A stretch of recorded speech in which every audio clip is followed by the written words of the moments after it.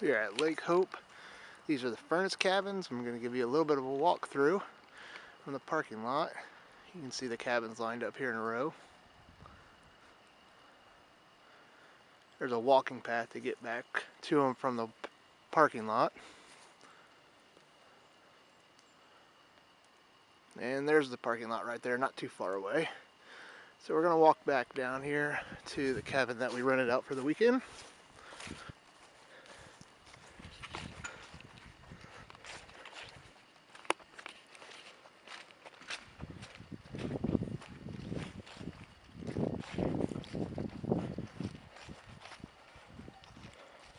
Give a little bit of an outside tour. Pretty plain and simple, 2-bedroom cabin. I think these were built in the late 40s. Walk over here, there is a deck that's attached to the house you can access from the inside.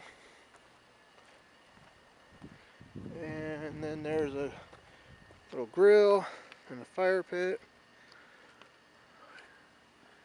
And keep walking down this trail, there is actually an overlook and a hiking path.